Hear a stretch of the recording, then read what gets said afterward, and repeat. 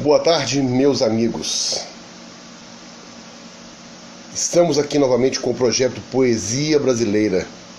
Hoje será a 24ª live, ou seja, o 24º poeta que eu estou apresentando nesse projeto de estudo de poesia brasileira.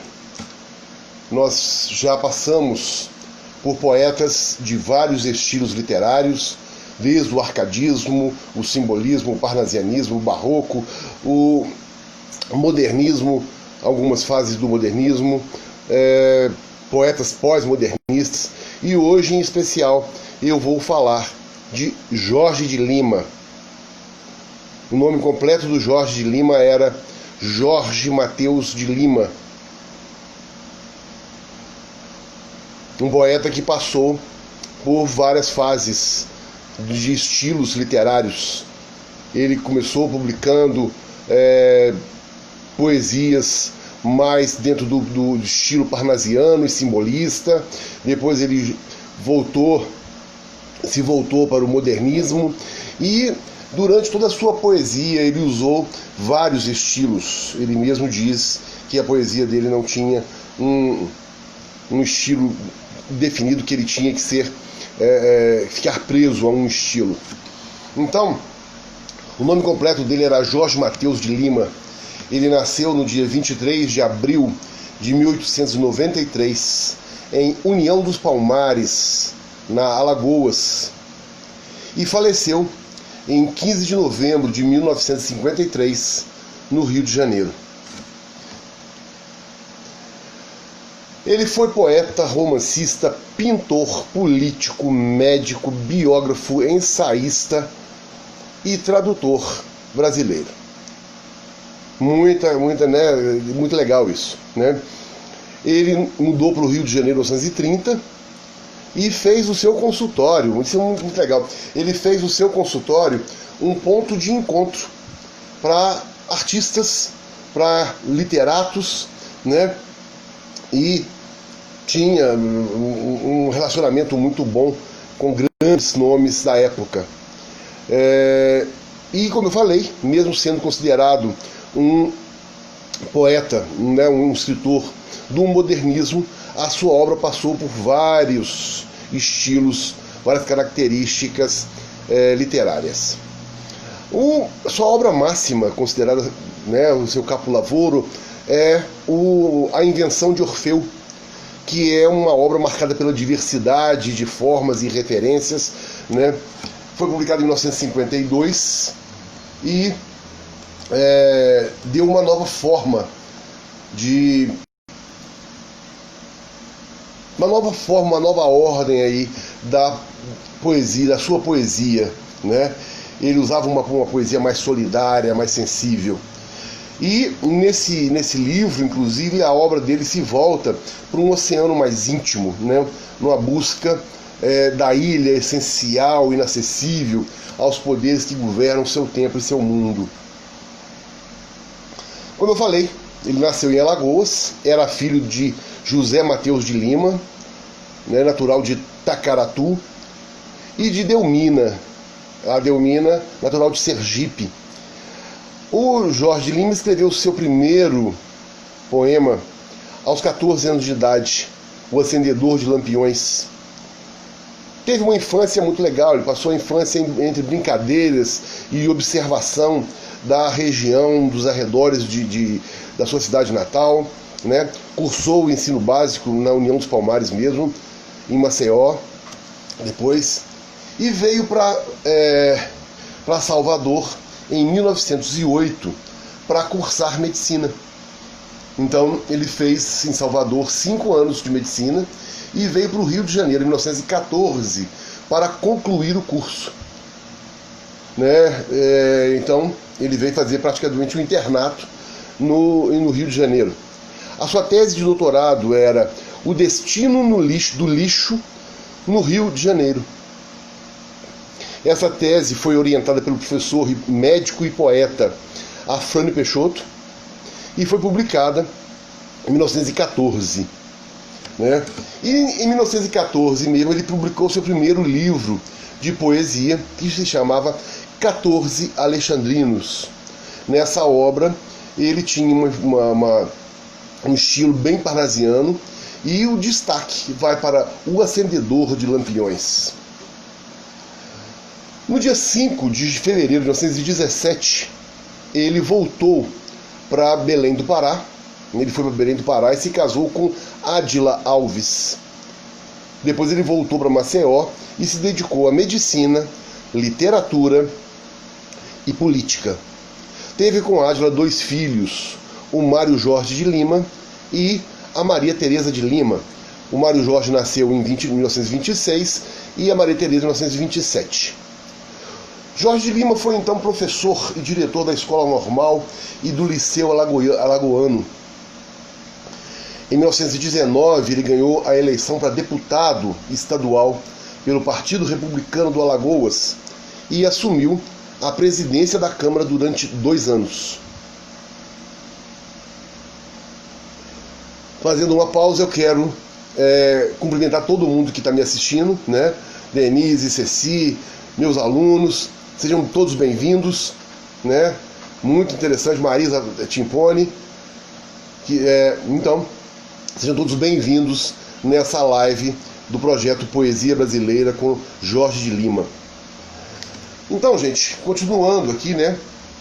Em 1930, ele se mudou definitivamente para o Rio de Janeiro e montou um consultório na Cinelândia, na Praça Floriano 55, no 11º andar. Hoje, lá tem no prédio, tem o famoso Bar Amarelinho, né? Ele atendia no consultório das 15 às 17. E como eu falei também, né? Ele transformou o consultório dele em um ateliê de pintura e um ponto de encontro de intelectuais.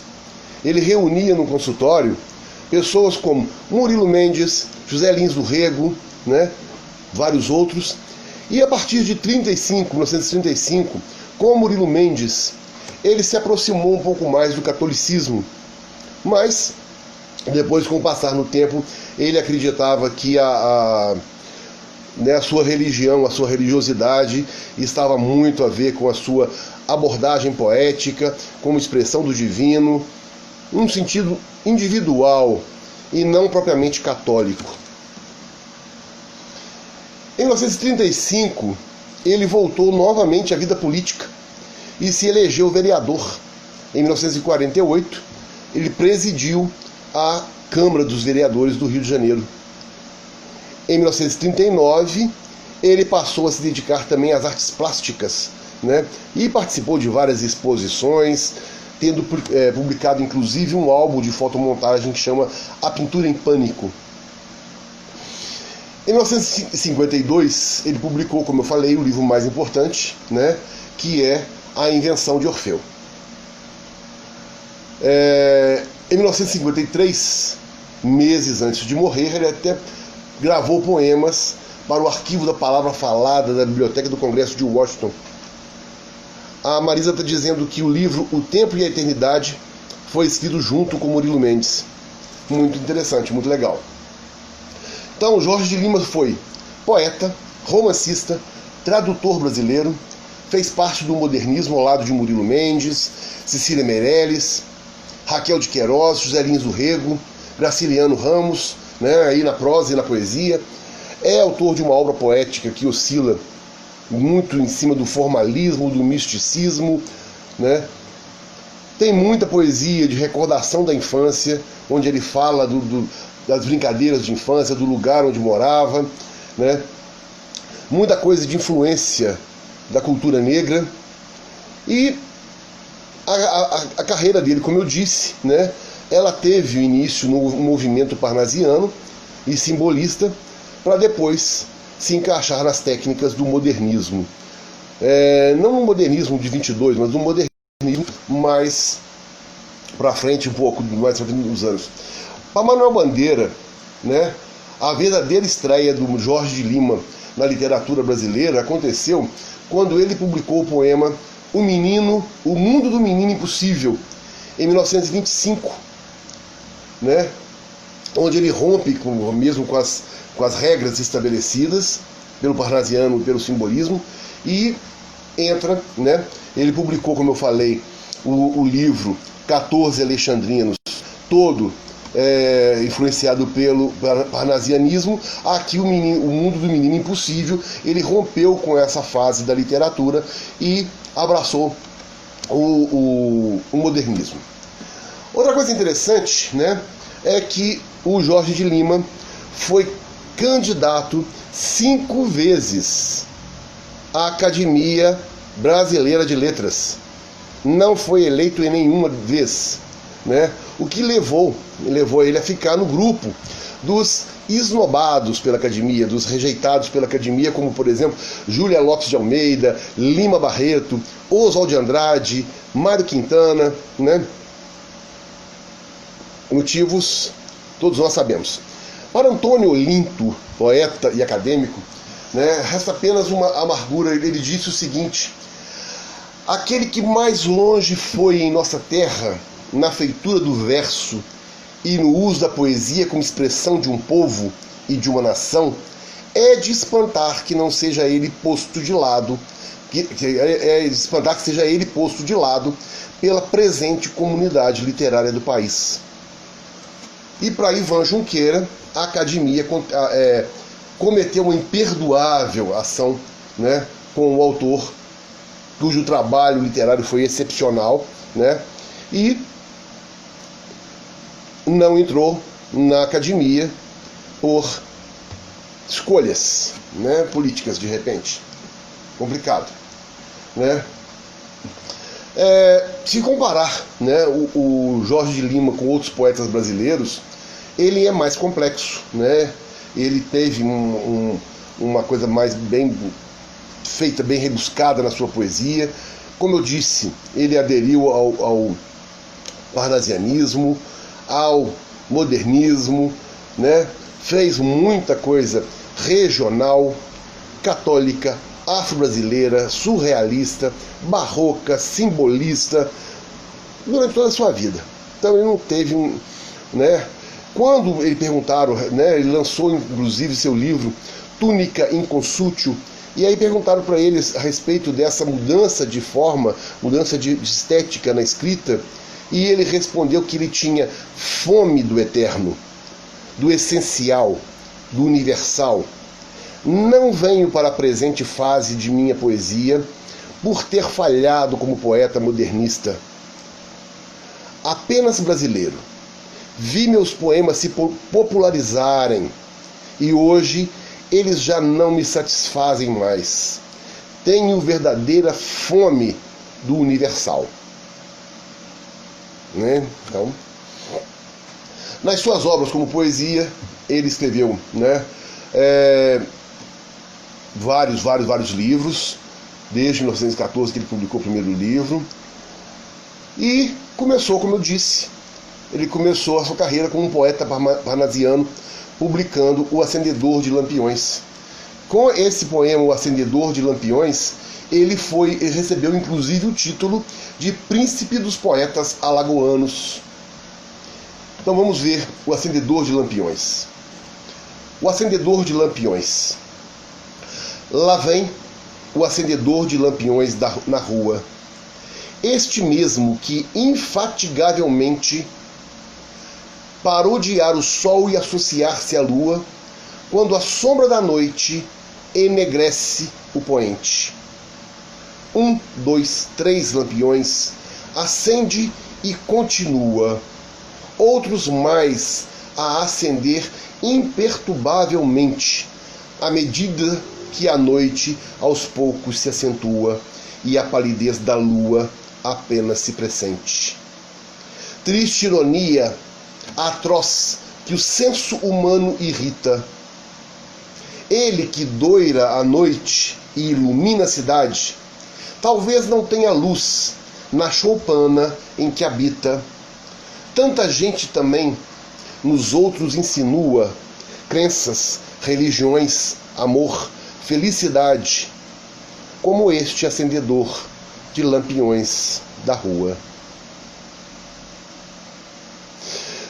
Muito bonito, né? Eu acho que aqui ele tem uma forma de fazer um paradoxo aí com o poder do acendedor de lampiões iluminar a cidade e não ter luz na sua casa, né? E aí ele termina com: tanta gente também insinua crença, religião, amor, felicidade, provavelmente não tem, né? Então, uma poesia muito, muito bonita, né? Muito bonita. Como modernista, né, em 1927, ele rompeu com a tradição parnasiana, lançando o poema O Mundo do Menino Impossível, que foi publicado em 300 cópias só, né? As ilustrações foram ele mesmo que fez, e o irmão pintou as ilustrações, né? E o poema, ele trabalha como com o imaginário infantil, né? Que a criança prefere brinquedos mais simples do que os brinquedos que os avós lhes davam, né? E o Manuel Bandeira mais uma vez disse que essa poesia era um marco na literatura de Jorge de Lima, né? Que ele fala a respeito de que recusa os brinquedos perfeitos que os vovós lhe deram, né? E depois ele mostra os brinquedos da criança, né? De uma forma coloquial, uma forma mais profunda, juntando folclore, elementos de cultura negra. Então vamos lá. O mundo do menino impossível. O menino impossível que destruiu os brinquedos perfeitos que os vovós lhe deram. Brinca com sabugos de milho, caixas vazias, tacos de pau, pedrinhas brancas do rio. Faz de conta que os sabugos são bois. Faz de conta. E os sabugos de milho mugem como bois de verdade. E os tacos, que deveriam ser soldadinhos de chumbo, são cangaceiros de chapéus de couro. E as pedrinhas balem. O menino pousa a testa e sonha dentro da noite quieta, da lâmpada apagada, com o mundo maravilhoso que ele tirou do nada. Quantos de nós, né, na nossa infância, brincamos com pedaços de madeira, com pedras, né? Eu acho que talvez a infância hoje esteja prejudicada por causa disso, né? Muita coisa eletrônica, muita coisa feita demais, e a gente teve uma infância muito legal por brincar na rua, por brincar na terra, né? Por fazer coisas que realmente rechearam a nossa infância. Muito importante disso, né? Depois, com o tempo, ele foi diminuindo aí essa regionalidade, mostrando mais a realidade, né, as coisas do Brasil. Ele teve essa ideia de, né, escrever em cima do que observava e escrever do que acontecia, né? Então, em cima de coisas que a memória retinha, né?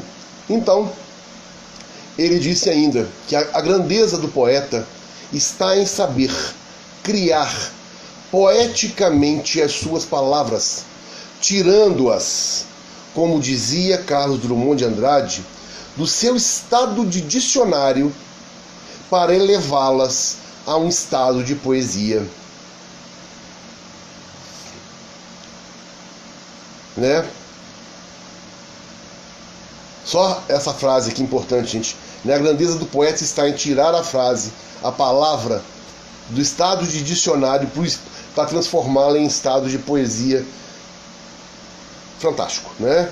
Isso é uma frase do Carlos Drummond de Andrade que fala pra gente o que é uma poesia, né? A Ceci e a Denise estão dizendo que a respeito de brincadeiras de criança, e realmente, né, a gente brincava muito mais, a gente tinha uma coisa muito mais imaginativa, talvez.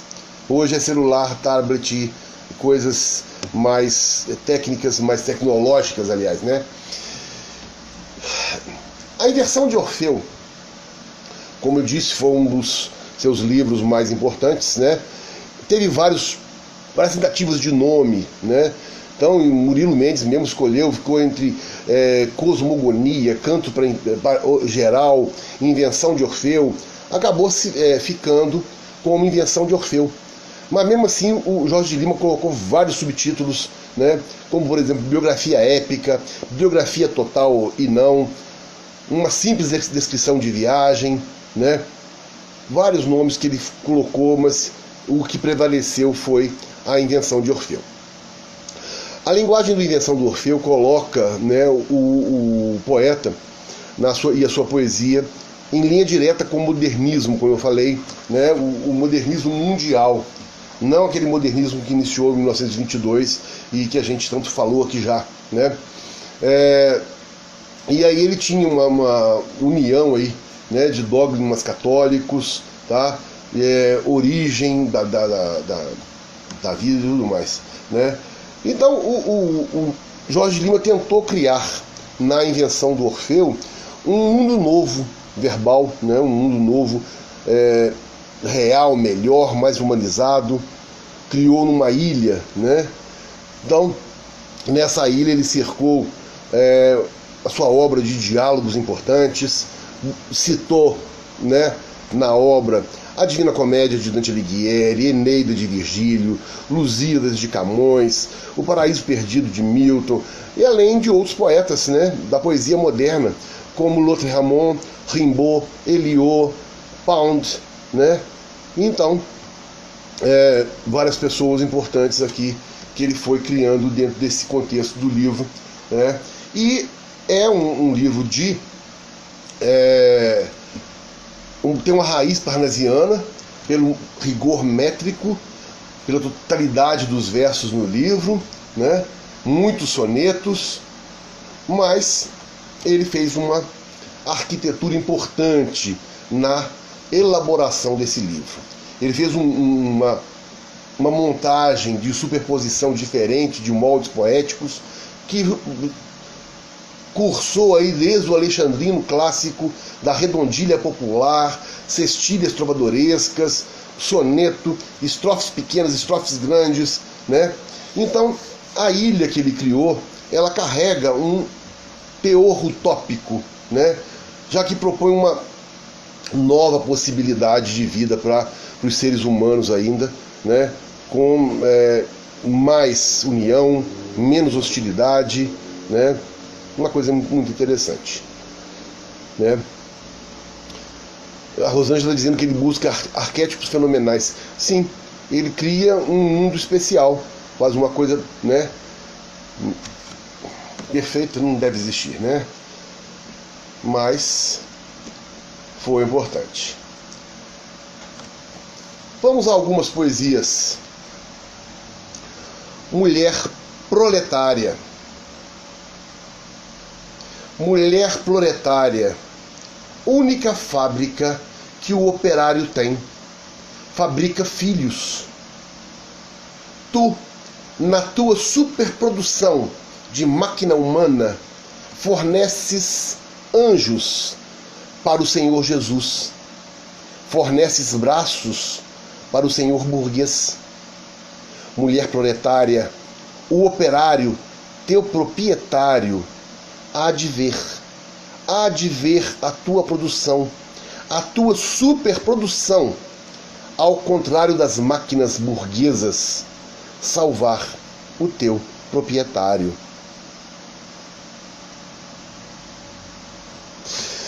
Importante, né, gente? Ele bota aqui a mulher daquela fase mesmo da época que a mulher era posse do marido, né? Ela tinha direito de fazer filhos, direito de ficar em casa, direito de ficar quieta, né? E o operário, teu proprietário, há de ver tua produção, né? E a mulher, ela é fábrica de filhos. Que doideira isso. Poema Pátria. Ó grande país, tu aderiste também, Teus urubus são inquietados nos teus ares altíssimos pelos aviões. Nos teus céus, os anjos já não podem solfejar, sufocados de fumaça, importunados pelo pessoal do limbo. Tu vais ficar irremediavelmente toda a América, irremediavelmente gêmeo, irremediavelmente comum. Progresso, poluição, né? Até os anjos estão proibidos de solfejar, mas é o desenvolvimento que nós tivemos do mundo até os dias atuais, né? E que a gente nem sabe aonde que vai, né? Vamos ver. Ele escreveu um poema em forma mais corrida, né, para o Cândido Portinari, que chama O Grande Desastre Aéreo de Ontem. Vejo sangue no ar. Vejo o piloto que levava uma flor para a noiva, abraçado com a hélice. E o violinista, em que a morte acentuou a palidez, despenhar-se com sua cabeleira negra e seu Stradivarius. Há mãos e pernas de dançarinas arremessadas na explosão, corpos irreconhecíveis, identificados pelo grande reconhecedor. Vejo sangue no ar, vejo chuva de sangue caindo nas nuvens batizadas pelo sangue dos poetas mártires. Vejo a nadadora belíssima no seu último salto de banhista, mais rápida, porque vem sem vida. Vejo 3 meninas caindo rápidas, enfunadas como se dançassem ainda. E vejo a louca abraçada ao ramalhete de rosas que ela pensou ser o paraquedas, e a primadona com a longa cauda de lantejoulas, riscando o céu como um cometa. E o sino, que ia para uma capela do oeste, vir dobrando finados pelos pobres mortos.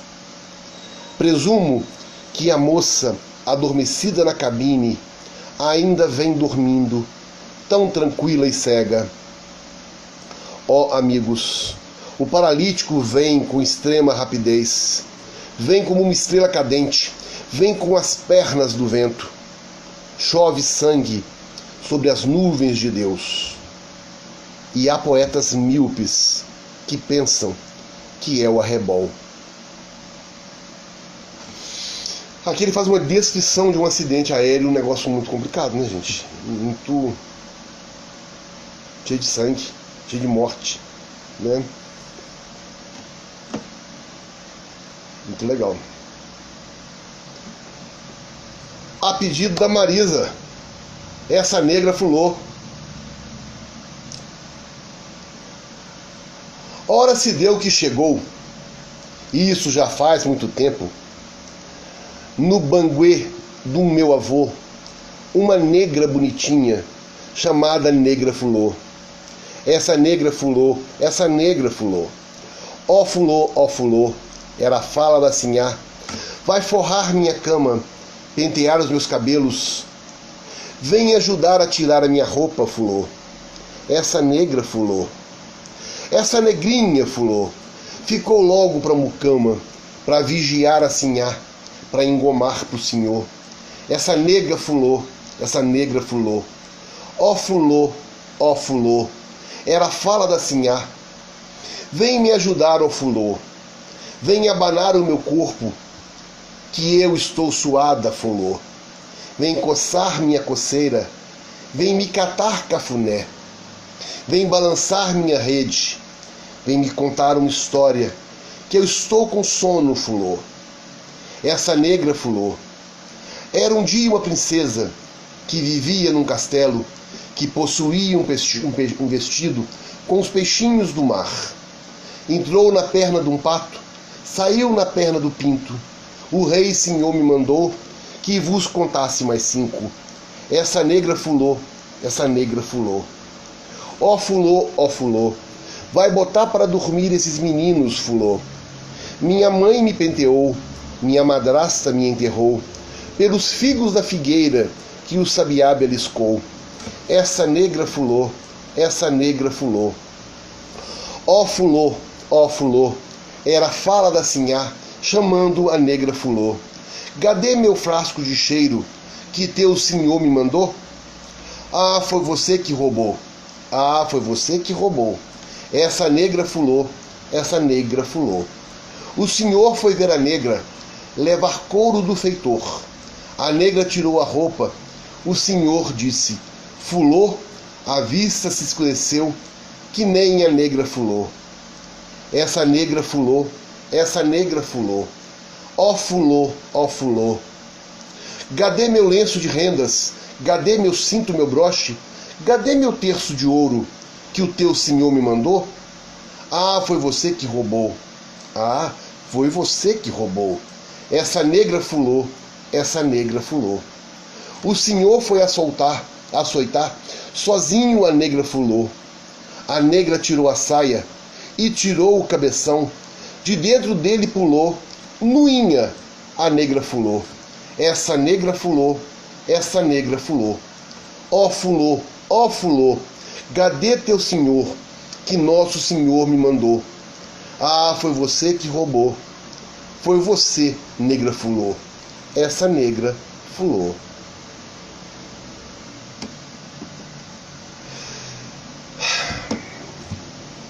Bem, né, fase de escravos, né, a negra chega, a negra é levada para ser a dama de mucama, a negra é cuidada, a negra até que de repente cai sobre ela suspeita e não interessa aquilo, o que ela fez, o que ela deixa de fazer. Manda açoitar, manda matar, manda fazer, né? Isso a gente tem noção, a gente tem noção, a gente não sabe como foi, né? Apesar de saber que a questão da escravidão foi muito séria, né? O tratamento dado ao escravo era um negócio muito complicado. Então, é a descrição completa da época, Marisa, isso mesmo, né? O domínio do branco sobre o negro, Denise, bem feito, né? Ela serviu enquanto serviu, né? E quando não serviu mais, manda açoitar, manda acabar, né? Complicado.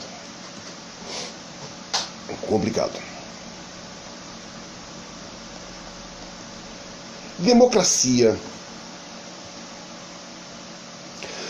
Punhos de redes embalaram o meu canto para adoçar o meu país.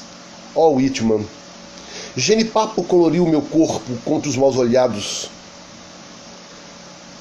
Catecismo me ensinou a abraçar os hóspedes. Carumã me alimentou quando eu era criança. Mãe negra me contou histórias de bicho. Moleque me ensinou safadezas. Maçoca, tapioca, pipoca, tudo comi. Bebi cachaça com caju para limpar-me.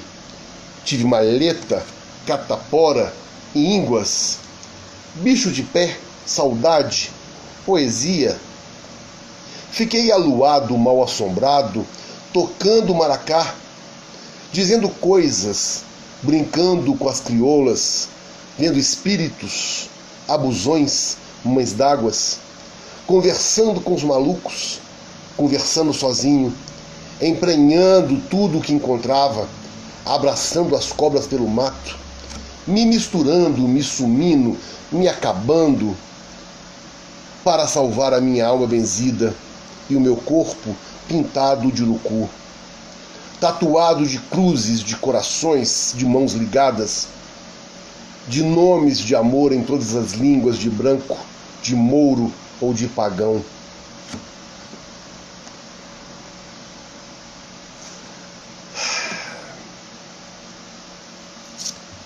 Nessa poesia ele coloca tudo, né, gente? Ele coloca a infância, ele teve como a Marisa citou aqui, ele teve poesia, né? Cadê? Tive maleta, catapora e ínguas, bicho de pé, saudade, poesia, né? Então a vida, apesar de ter toda essa assim, complicação toda, né? Ter doenças, ter uma vida do jeito que foi, ele teve poesia na vida, ele teve coisa importante para contar depois, né? Fiquei aluado, mal assombrado, tocando maracá, né? Muito, muito legal. E meu corpo pintado de urucu, tem também a questão indígena, né? E ele fala nomes de amor em todas as línguas de branco, de mouro ou de pagão. Muito, muito, muito legal isso.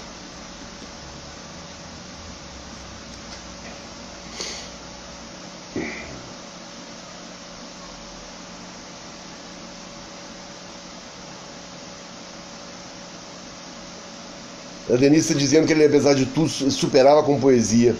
Sim, eu acho que é a questão que eu falei no início ali, que a sua obra tem muito de observação, né? De muita lembrança, muita memória. Então, em cima disso tudo, ele tem poesia. A vida tem poesia, né? Para nós todos aqui que fazemos poesia, né? Para todo mundo que gosta de ler poesia, a gente sabe que a vida tem poesia, né? Por mais que seja uma coisa difícil, por mais que seja um negócio complicado, né? A vida tem poesia. E se a gente não julgar na poesia, né, aquilo que nos oprime, que nos incomoda, a gente pira, né? Jorge Murilo e Mário de Andrade, Insuperáveis, com certeza, Marisa, com certeza, muito legal, né? Um outro poema, Cristo Redentor do Corcovado. O avô de minha avó morreu também corcovado, carregando um Cristo de maçaranduba que protegia os passos vagarosos da família. Arranjei velocidade, virei homem de cimento armado. Adoro esse Cristo turista de braços abertos que procura equilíbrio na montanha brasileira. Os homens de fé têm esperanças nele, porque ele é ligeiro, porque ele é ubíquo, porque ele é imutável. Ele acompanha os homens de cimento armado através de todas as substâncias, através de todas as perspectivas, através de todas as distâncias. Uma homenagem ao Cristo Redentor, né? Muito legal. Todo mundo aqui dizendo a respeito de poesia, gente. Poesia é isso mesmo.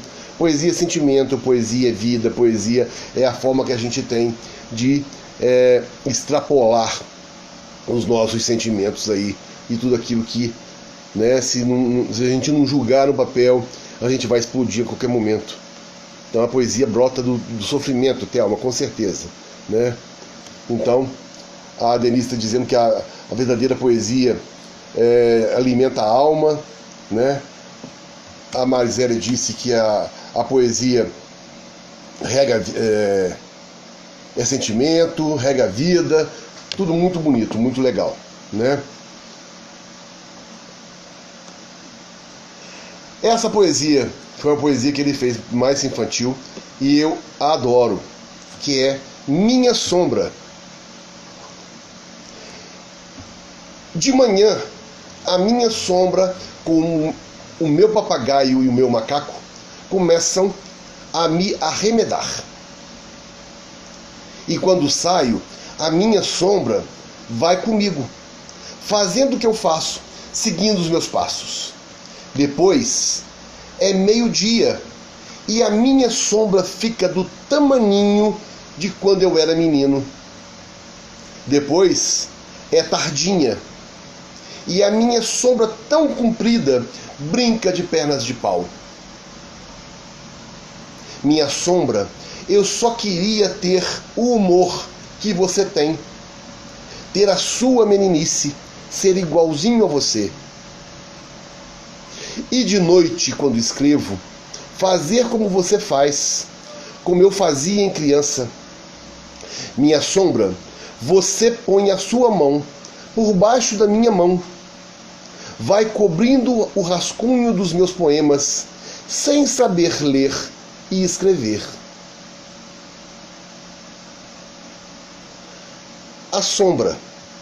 A sombra gera poesia.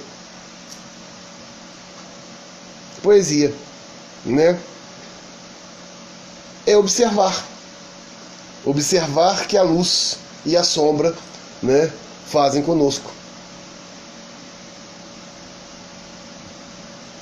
Muito, muito, muito legal. Madorna de Iaiá, né? Mais uma que tem a ver com a fase da escravidão. Iaiá está na rede de Tucum. A mucama de Iaiá tange os piuns, balança a rede, canta um lundum, tão bambo, tão molengo, tão dengoso, que Iaiá tem vontade de dormir. Com quem? Rem, rem, que preguiça, que calor. Iaiá tira a camisa, toma luar, prende o cocó, limpa o suor, pula pra rede. Mas que cheiro gostoso tem Iaiá, que vontade doida de dormir. Com quem? Cheiro de mel da casa das caldeiras. O saguim de Iaiá dorme num coco. Iaiá ferra no sono, pende a cabeça, abre-se na rede, como um mangá. Para a mucama de cantar, tange os piuns, cala o rem-rem, abre a janela, olha o curral.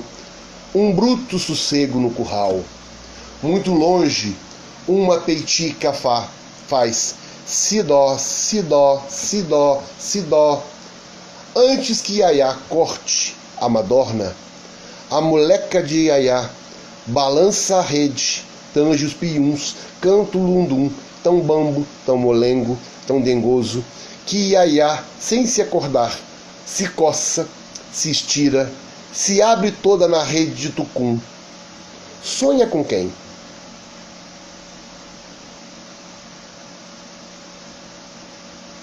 Muito legal, né? Rosângela Rossi falaram que Iaiá era o nome de infância. Que legal.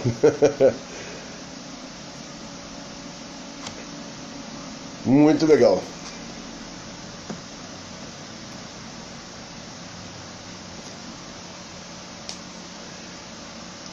Poema relativo. Vem, ó bem-amada, junto à minha casa, tem um regato, até quieto regato. Não tem pássaros, que pena, mas os coqueiros fazem, quando o vento passa, um barulho que às vezes parece bate-bate de asas. Supõe, ó bem-amada, se o vento não sopra, podem vir borboletas à procura das minhas jarras, onde há flores debruçadas, tão debruçadas que parecem escutar.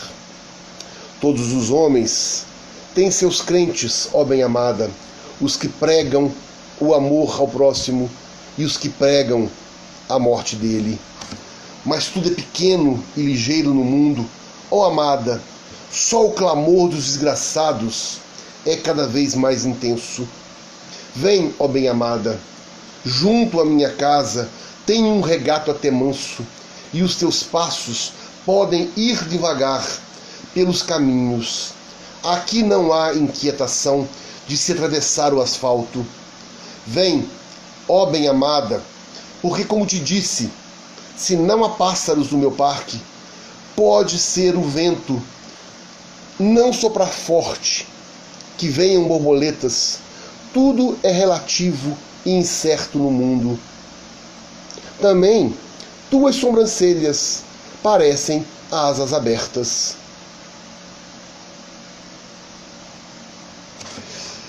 Bem, mostrando mais o local, a poesia do regato das flores, das borboletas, do vento que passa, né? Não tem pássaros, mas tem vento, tem borboletas e tem amor, né? Tem amor. Mas tudo é relativo. Tudo é relativo e incerto no mundo, né?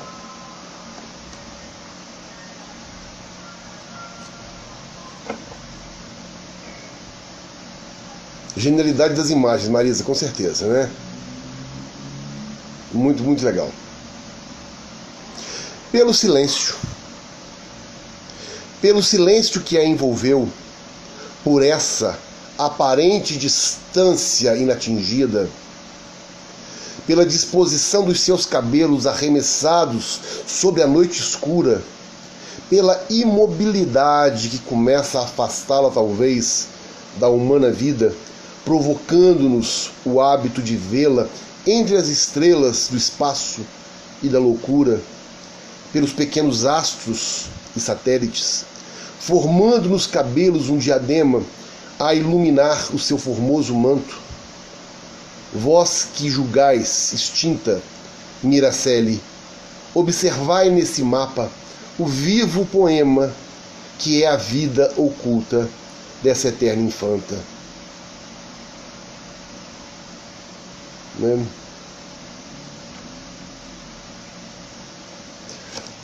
O silêncio, os astros, a vida, né?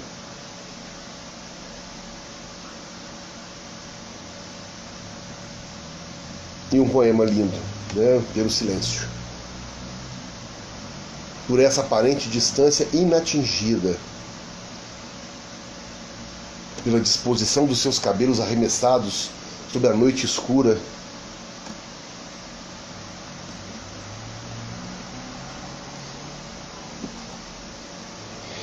Inverno é um outro poema muito, muito legal, muito bonito. A gente tem que pensar aqui que o inverno no norte, no nordeste, é quando tem mais chuva, né? Quando tem mais, até mais produção. Então, tá lá, inverno. Zefa, chegou o inverno. Formigas de asas e tanajuras, chegou o inverno. Lama e mais lama, chuva e mais chuva, Zefa. Vai nascer tudo, Zefa. Vai nascer verde, verde do bom, verde nos galhos, verde na terra, verde em ti, Zefa. Formiga de asas e tanajuras, o rio cheio, barrigas cheias, mulheres cheias, Zefa. Água nas locas, pitus gostosos, carás, cambojés e chuva e mais chuva. Vai nascer tudo, milho, feijão, até de novo teu coração, Zefa. Formiga de asas e tanajuras, chegou o inverno, chuva e mais chuva, vai casar tudo, moça e viúva, chegou o inverno, covas bem fundas para enterrar cana, cana caiana e flor de Cuba, terra tão mole que as enxadas nelas se afundam, com olho e tudo, leite mais leite pros requeijões, cargas de imbu, em julho o milho, milho e canjica para São João, e tudo isso, Zefa. E mais gostoso que tudo isso, noites de frio, lá fora o escuro, lá fora a chuva, trovão, corisco, terras caídas, corgos gemendo, os caborés gemendo, os caborés piano, Zefa, os cururus cantando, Zefa, dentro da nossa casa de palha, carne de sol chia nas brasas, farinha d'água, café, cigarro, cachaça, Zefa, rede gemendo, tempo gostoso, vai nascer tudo, lá fora a chuva, chuva e mais chuva, trovão, corisco, terras caídas, e vento e chuva, chuva e mais chuva, mas tudo isso, Zefa, vamos dizer, só com os poderes de Jesus Cristo. Que coisa, né? Então a chuva trazendo vida para o lugar, trazendo vida para eles, inclusive, né? Vai nascer verde até na Zefa, né? E vai ter pitu, vai ter um monte de comida, um monte de coisa diferente, né? Mas só com os poderes de Jesus Cristo. Muito legal, muito legal.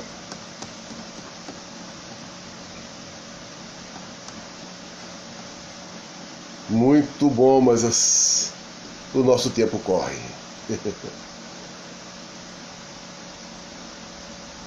Enchente. E o rio cresceu, entrou na camarinha, e lá se foi com a almofada velha. Deus favoreça, filho. Você ainda lavava até os pratos de minha cozinha. Não duvide, seu canoeiro, que emborco sua canoa. E rodou com o canoeiro e virou a canoa mesmo. E entrou nos fundos das casas, e saiu nas portas da rua. Subiu no olho da engazeira, tirou ingá e comeu. Pulou das pedras embaixo, espumando como um doido. Fez até medo nas piabas, que correram pros barreiros. Só os meninos estão satisfeitos. Deus permita que o rio encha mais. Deus permita que o rio encha mais. Quando o rio entrar na rua, as salas de visita serão banheiros. Eles deitarão barquinhos de cima das janelas e a professora fechará a escola. Deus permita que o rio encha mais. Deus permita que o rio encha mais. Que coisa, né? Então, ele fala para o rio, né? O rio que era tão manso, lavava até os pratos da cozinha, né? As pessoas iam lavar a cozinha, arrumar a cozinha no rio, né? E o rio fala, né? Não duvide, seu canoeiro, que emborca a sua canoa, né? E emborca realmente, né? Então, uma enchente que de repente incomodava todo mundo, né? De entrar água na casa, e as crianças felizes porque podiam brincar de barquinho, podiam matar a aula, porque a escola ia ser fechada. Uma das poesias da invenção de Orfeu. Caída a noite, o mar se esvai, aquele monte desaba e cai silentemente. Bronzes diluídos já não são vozes, seres nas estradas nem são fantasmas, aves nos ramos inexistentes, tranças noturnas mais que impalpáveis, gatos, nem os pés no ar, nem os silêncios. O sono está e um homem dorme. Então é uma obra que tem todo um contexto grande, né? A Marisa dizendo que é preferível perder com a enchente, traz humus para a terra, né? Com certeza. Era inclusive nas cheias do rio Nilo que o Egito produzia, né, as suas coisas, né? Porque molhava as terras, mas tem enchente que é destruidora, né? Eu acho que lembro de enchente na minha infância, que era um negócio complicado. Eu morava no alto do morro, mas minha avó morava embaixo. Então teve dia do rio subir, quase que o quintal dela inteiro foi alagado. Um negócio muito doido, né? E tinha muita criação, muita coisa diferente. Muito difícil, né? Estamos quase acabando, gente. Anjo daltônico. Tempo da infância cinza de borralho, tempo esfumado sobre vila e rio, e tumba e cal e coisas que eu não valho, cobre isso tudo em que me denuncio. Há também essa face que sumiu, e o espelho triste, e o rei desse baralho. Ponho as cartas na mesa, jogo frio, veste esse rei um manto de espantalho. Era daltônico o anjo que o cozeu, e se era anjo, senhores, não se sabe, que muita coisa a um anjo se assemelha. Esses trapos azuis, olhai, sou eu. Se vós não os vedes, culpa não me cabe de andar vestido em túnica vermelha. né? Então, anjo daltônico. O importante aqui é essa coisa, né? Muita coisa a um anjo se assemelha. E aqui ele tem um soneto, né, bem clássico, fazendo rimas importantes, rimas ricas, né? Muito, muito legal.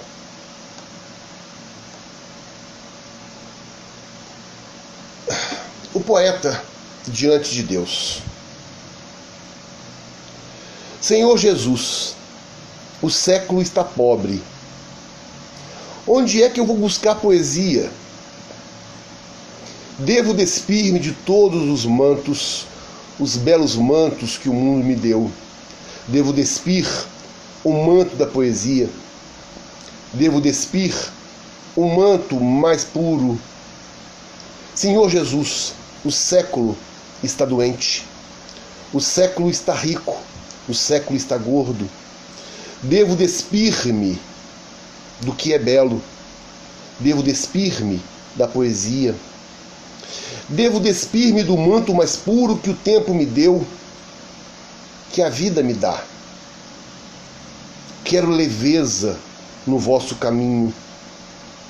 Até o que é belo me pesa nos ombros, até a poesia acima da vida, acima do tempo, acima do mundo.